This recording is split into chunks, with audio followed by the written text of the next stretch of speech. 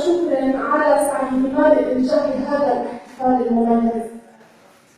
وأخص بالشكر مدير مركز العزم الثقافي الأستاذ عبد الناصر ياسين على مساهمته في إتمام هذا العمل ومنحي شرف الوقوف على هذا المنبر الراقي وإزاحة الستارة عن صدى همسات أبجدية كتاب بوتلات.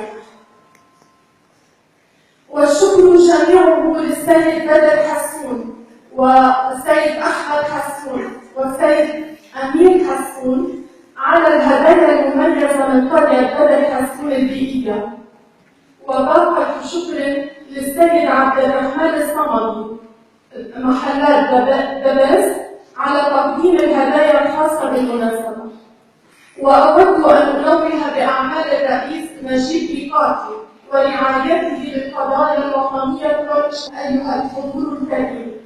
لقد أضافت مشاركتكم الليلة بريقا وتركت أثرا طيبا في خبايا روحي.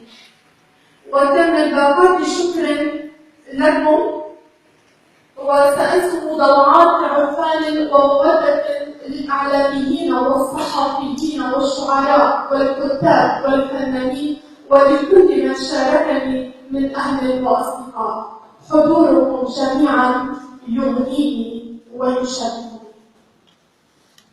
مواسم الألم تبلد من حضارتك، مواسم الألم تبلد من حضارتك، ومن جراء التاريخ خلود اسمك يتعطر، وها هي أكتاف الأرز تنسج الفجر من شدائد الشمس، وبسمة على فمك تنثر.